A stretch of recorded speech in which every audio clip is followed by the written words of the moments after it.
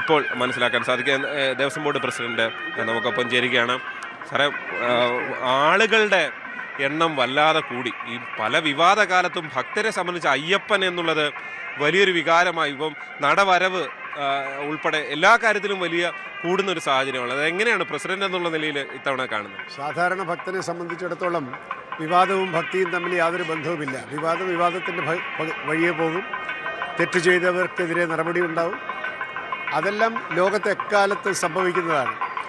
ഏറ്റവും ധാർമ്മികമെന്ന് നമ്മൾ വിചാരിച്ചിരിക്കുന്ന കാലഘട്ടങ്ങളിലും അധർമ്മം സംഭവിക്കും. അങ്ങനെ അധർമ്മങ്ങൾ സംഭവിച്ചിട്ടുണ്ടെങ്കിൽ അതിൻ്റേതായിട്ടുള്ള പ്രത്യാഘാതങ്ങൾ സംഭവിച്ചുകൊണ്ടേയിരിക്കും. അതിൻ്റെ വഴിയെ വിടുക. നമുക്കിവിടെ അയ്യപ്പനും അയ്യപ്പൻ്റെ ഭക്തന്മാരുമാണ് വിഷയം. ഭക്തന്മാർക്ക് അങ്ങനെ യാതൊരു തെറ്റിദ്ധാരണയുമില്ല. അതുകൊണ്ടാണ് ക്രമാതീതമായിട്ടുള്ള എണ്ണത്തിൽ ആളുകൾ ഇവിടെ വന്നുകൊണ്ടിരിക്കുന്നത്. കാരണം ഈ അയ്യപ്പനുമായിട്ടുള്ളൊരു ബന്ധമാണ് ഈ ഭക്തി. ഇവിടുത്തെ ഭക്തി എന്ന് പറയുന്നത് അയ്യപ്പനോടുള്ള ബന്ധമാണ്. അത് നമുക്ക് യുക്തി കൊണ്ടോ ഭാഷ കൊണ്ടോ നമുക്ക് നിർദ്ധാരണം ചെയ്യാൻ പറ്റുന്ന ഒന്നല്ല. അത് വളരെ ഹൃദയത്തിൻ്റെ ഭാഷയിലോ വൈകാരികമോ ആയിട്ടുള്ള വലിയ ഒരു ബന്ധമാണത്. ബന്ധം എന്നേ പറയാൻ പറ്റുള്ളൂ. ഓരോ വർഷവും വന്ന് കാണേണ്ടത് നമ്മുടെ ഒരു ആവശ്യമാണ്. അയ്യപ്പനെ പോയി കാണണം. അത് അങ്ങനെയാണ് എൻ്റെ ജീവിതത്തിൻ്റെ ഒരു ചിട്ട. ഏതാണ്. അപ്പോൾ ഇവിടെ ഞാൻ പ്രസിഡന്റ് എന്നുള്ള നിലയ്ക്ക് നിൽക്കുമ്പോൾ ഉത്തരവാദിത്തങ്ങളുണ്ട്. ഈ വന്ന ഭക്തന്മാർക്കെല്ലാം സുരക്ഷിതമായിട്ട് ദർശനം നടത്തി പോകാൻ സാധിക്കണം. സൗകര്യങ്ങളുടെ കാര്യത്തിലൊക്കെ ഒരുപാട് അപര്യാപ്തതയുണ്ട്, ഇല്ലെന്ന് പറഞ്ഞുകൂടാ. പക്ഷേ ഈ ഭക്തന്മാരുടെ ഒരു എല്ലാം അംഗീകരിക്കാനുള്ള അവരുടെ ഒരു മനസ്സ്, ഒരു ആവശ്യവുമില്ല ഞങ്ങൾക്ക് കിടക്ക വേണമെന്നോ ഒന്നുമില്ലല്ലോ. കിട്ടിയ സ്ഥലത്ത് കിടക്കുന്നു, അയ്യപ്പനെ കാണുന്നു, പോകുന്നു. അത് കാണുമ്പോഴാണ് നമുക്ക് വളരെ ഒരു കുറ്റബോധമല്ല, ഇവർക്ക് വേണ്ടി ഇത്രയൊന്നും ചെയ്താൽ പോരല്ലോ എന്ന് നമുക്ക് തോന്നിക്കത്തക്ക രീതിയിലുള്ള ത്യാഗബുദ്ധിയാണ് ഈ അയ്യപ്പ ഭക്തന്മാരുടെ ഏറ്റവും വലിയ സവിശേഷത. ഒരുപക്ഷെ മറ്റു ഒരു ക്ഷേത്രത്തിലും കാണാത്ത ഈ സമർപ്പണ ബുദ്ധിയും ത്യാഗബുദ്ധിയും ഭക്തന്മാരിൽ നിന്ന് ഈ ശബരിമലയിലെ പോലെ നമുക്ക് മറ്റെങ്ങും കാണാൻ സാധിക്കുകയില്ല. അവർക്ക് വേറെ ഒരു ആവശ്യവുമില്ല. പക്ഷേ ഈ മുറ്റത്തും പടിയിലും ഒക്കെ കിടക്കുന്ന ആളുകൾക്ക് അവരൊക്കെ അങ്ങനെ കിടക്കേണ്ടവരാണോ എന്ന് ഞാൻ ഇന്നലെ ഇവിടെ കൂടെയൊക്കെ നടന്നപ്പോൾ ഞാൻ ചിന്തിക്കാതിരുന്നില്ല. അവരയ്യപ്പനെ പ്രതി ഒന്നും ആഗ്രഹിക്കുന്നില്ല. അവർ വീടില്ലാത്തവരല്ല, അവർ അന്തസ്സായിട്ട് ജീവിക്കുന്നവരാണ്. പക്ഷേ ഭഗവാന്റെ മുമ്പിൽ വരുമ്പോൾ എന്ത് ത്യാഗവും സഹിക്കാൻ സന്നദ്ധരാണ്. പക്ഷേ അതിൻ്റെ അർത്ഥം അവരെ അങ്ങനെ സഹിക്കാൻ വിടുക എന്നുള്ളതല്ല.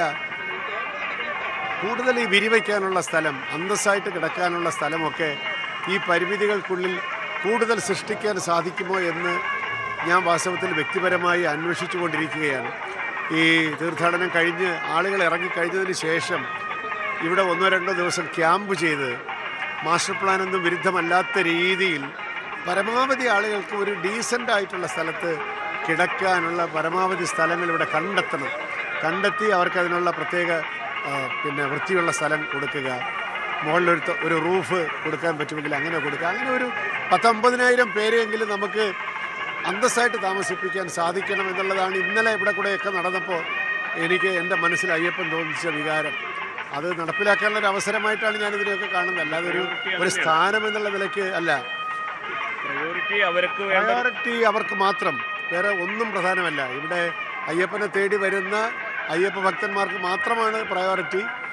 ദേവസ്വം ബോർഡിൻ്റെ മുമ്പോട്ടുള്ള പ്രവർത്തനങ്ങളിൽ ഒരു ഫോക്കസ് ഉണ്ടെങ്കിൽ അത് മുഴുവൻ ഈ ഡിവോട്ടി ഫോക്കസ്ഡ്.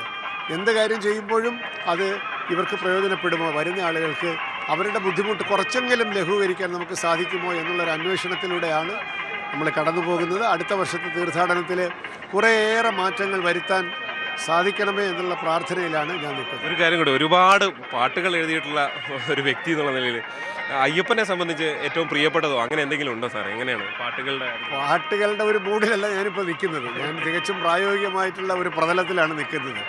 ഞാൻ തന്നെ ഏറ്റവും ഒരു പാട്ട് എഴുതി കൊടുക്കാനായിട്ട് 2 ദിവസം രാത്രി ഉണ്ടായിരുന്നുകൊണ്ട് ശ്രമിച്ചിട്ട് നടന്നിട്ടില്ല. കാരണം മനസ്സവിടെ അല്ല. ഞാനിവിടെ തികച്ചും പ്രായോഗികവും ആയിട്ടുള്ള ഒരു വേവ് ലെങ്തിലാണ് നിൽക്കുന്നത്. പാട്ടിലേക്കൊക്കെ വരും. അത് കുറച്ചുകൂടെ മനസ്സ് ശാന്തമാവുകയും നമ്മൾ വിചാരിച്ച ഗതിയിൽ കാര്യങ്ങളെല്ലാം നടക്കുന്നു എന്ന് തോന്നിക്കഴിയുമ്പോൾ ഉള്ള ഒരു വെൽബീയിങ്ങിൽ നിന്ന് നമുക്കിനി സാഹിത്യത്തിലേക്ക് പ്രവേശനമുള്ളൂ എന്നാണ് എനിക്ക് തോന്നുന്നത്. കാരണം എൻ്റെ മനസ്സ് തന്നെ വളരെ പ്രക്ഷുബ്ധമെന്ന് ഞാൻ പറയുന്നില്ല, എന്തൊക്കെയോ ചെയ്യാനുണ്ടല്ലോ എന്നുള്ളൊരു വിചാരം കൊണ്ട് അസ്വസ്ഥമെന്ന് ഞാൻ പറയുന്നില്ല. അതിൻ്റെ ഉള്ള എൻഗേജ്മെൻ്റ് എൻ്റെ മനസ്സിലുണ്ട്. അപ്പോൾ അതുകൊണ്ടിപ്പോൾ ഈ പാട്ടെഴുത്തൊക്കെ വളരെ ദുഷ്കരമായിരിക്കുകയാണ് തൽക്കാലം.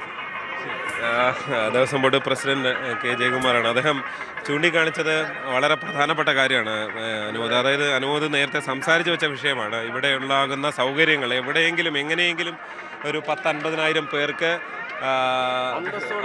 അതായത് ഒന്ന് വിരിവെക്കാനുള്ള കേന്ദ്രം ഉണ്ടാകുക എന്നുള്ളത് നമുക്കൊക്കെയും കാണുമ്പോൾ നമുക്ക് തോന്നുകയാണ്. നേരത്തെ പറഞ്ഞ പോലെ അദ്ദേഹം തന്നെ ചൂണ്ടിക്കാണിച്ചുകൊണ്ട് വീടുള്ളവരാണ്, ഒരുപാട് വലിയ സൗകര്യങ്ങളിൽ കഴിയുന്നവരാണ്. അവരിങ്ങനെ വന്ന് ഈ കാട്ടിനുള്ളിൽ അല്ലെങ്കിൽ ഇഴജന്തുക്കളുണ്ട്. ഈ സന്നിധാനം നമുക്കറിയാം, ഈ 18-ാം പടിക്ക് സമീപത്തോ താഴെയോ ഈ തിരുമുറ്റത്ത് നടക്കം പാമ്പുകളെ ഉൾപ്പെടെ പിടിക്കുന്ന ഒരു സാഹചര്യം ഏതാണ്ട് എല്ലാ ദിവസവും ഉണ്ടാകുന്നുണ്ട്. കാരണം അവരുടെ കേന്ദ്രമാണ് ഇത്. കാടെന്ന് പറഞ്ഞാൽ ഇത് ഈ സമയത്ത് നമ്മൾ വന്ന് കയ്യേറുന്നു എന്ന് മാത്രമേ ഉള്ളൂ.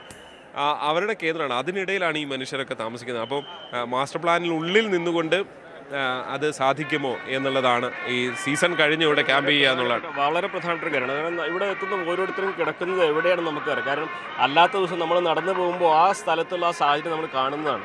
അങ്ങനെയുള്ള സ്ഥലത്താണ് ഓരോരുത്തരും വിരിവെച്ച് കിടന്നത്. അത് വളരെ സത്യം പറഞ്ഞാൽ അദ്ദേഹത്തിൻ്റെ ഒരു ഏറ്റവും പ്രയോറിറ്റി അതിനാണെന്ന് പറയുമ്പോൾ ഭക്തരെ സംബന്ധിച്ച് ഏറ്റവും അത്യാവശ്യം വേണ്ടത് അത് തന്നെയാണ്. ബാക്കിയൊക്കെ രണ്ടാമതാണ്. ഇവിടെ എത്തുന്നവർക്ക് ഒരു മഴ പെയ്താൽ അവർക്ക് ഇന്നലെ രാത്രി ഒരു മഴ പെയ്തു കഴിഞ്ഞാൽ ഈ കിടന്നിരുന്ന ആളുകളുടെയൊക്കെ അവസ്ഥ എന്താകുമെന്നൊരു ചോദ്യം. അതിനൊരു കാര്യമുള്ളത്, ഈ മഴയാണെങ്കിലും വെയിലാണെങ്കിലും ഇനി ഇവിടെ എന്ത് സംഭവിച്ചാലും എത്ര പ്രശ്നമുണ്ടെങ്കിലും ഇതൊന്നും ബാധിക്കാത്തവരാണ് ഈ മനുഷ്യർ എന്നുള്ളതിൻ്റെ തെളിവുകളാണ് ഇവിടുത്തെ ഈ കാഴ്ച എന്നുള്ളതാണ്. കാരണം ഈ ത്യാഗം ഒരുപക്ഷെ നമുക്ക് എത്ര കണ്ട് പ്രേക്ഷകരിലേക്ക് എത്തിക്കാൻ കഴിയുമെന്ന് അറിയില്ല. കാരണം നമ്മൾ വരുന്ന വഴിയിലൊക്കെ ഈ രാവിലെയും ഉച്ചയ്ക്കും ഏത് സമയത്തും ഇങ്ങനെ കിടക്കുകയാണ്. ഏതാണ്ട് എല്ലാ സ്ഥലത്തും കേവലം ഒരു ചെറിയ തുണി, അവരുടെ ബെഡ്ഷീറ്റ് മാത്രം വലിച്ചു കെട്ടിയാണ് അവർ ഈ വെയിലിൽ നിന്ന് രക്ഷപ്പെടാനുള്ള ശ്രമം മാത്രമാണ്. മഴയോ മഞ്ഞോ ഒന്നും ഇത് തടസ്സപ്പെടുന്നത്. അതിൽ ചെറിയ കുട്ടികളും പ്രായമായവരും ഒരുപാട് പേരുണ്ട്. മലയാളികളടക്കമുള്ളവർ, പ്രത്യേകിച്ച് മലബാർ മേഖലയിൽ നിന്നൊക്കെ വരുന്ന ഒരുപാടുണ്ട്. അവരുടെ ഒരു വലിയ കൂട്ടം തന്നെ ഈ ഭജനയൊക്കെ, അതായത് ഈ ഭക്തി എന്നത് കേവലം ഒരു എന്തെങ്കിലും ഷോയോ ഇവിടെ VIP ആയി വന്നാലോ ഒന്നും മാത്രം ഉണ്ടാവുന്നതല്ല. അതൊരു പരിപൂർണമായ സമർപ്പണമാണ്. അദ്ദേഹം പറഞ്ഞ ഒരു വാക്ക് കൂടിയുണ്ട് അതിൽ, ത്യാഗം എന്ന വാക്ക്. ആ ത്യാഗം എന്നുള്ളത് ഇവിടെ നമുക്ക് കാണാൻ കഴിയും എന്നുള്ളത് തന്നെയാണ്. അതാണ് ഈ സന്നിധാനത്തിന്റെ ഒരു ശക്തി അല്ലേ.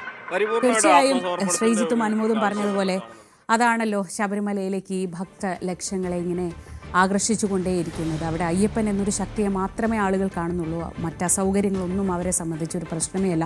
പക്ഷേ അവർക്ക് അന്തസ്സോടെ അവിടെ വന്ന് പോയി തിരിച്ചു മടങ്ങാനുള്ള, സുരക്ഷിതമായി തിരിച്ചു മടങ്ങാനുള്ള അവസരം ഒരുക്കുക എന്ന് പറയുന്നത് നമ്മൾ മലയാളികളെ സംബന്ധിച്ച്, ദേവസ്വം ബോർഡിനെ സംബന്ധിച്ചൊക്കെ വളരെ വളരെ പ്രധാനപ്പെട്ട ഒരു ലക്ഷ്യമായി മാറേണ്ടതുണ്ട്. അത് അങ്ങനെ ആവുമെന്നാണ് ദേവസ്വം ബോർഡ് പ്രസിഡന്റും ഇപ്പോൾ രാവിലെ നമ്മളോട് പറയുന്നത്.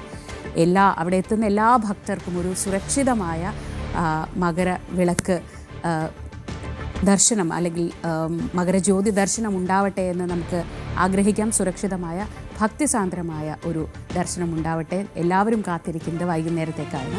നമുക്ക് വരും ബുള്ളറ്റിനുകളിലും ശബരിമലയിൽ നിന്നും സന്നിധാനത്തു നിന്നുള്ള ഏറ്റവും പുതിയ വാർത്തകളിലേക്ക് തിരിച്ചെത്താം. അവിടെ അനുമോദും ശ്രീജിത്തും വളരെ സജ്ജരായി എല്ലാ വാർത്തകളും നമ്മളിലേക്ക് എത്തിക്കാനുണ്ട്.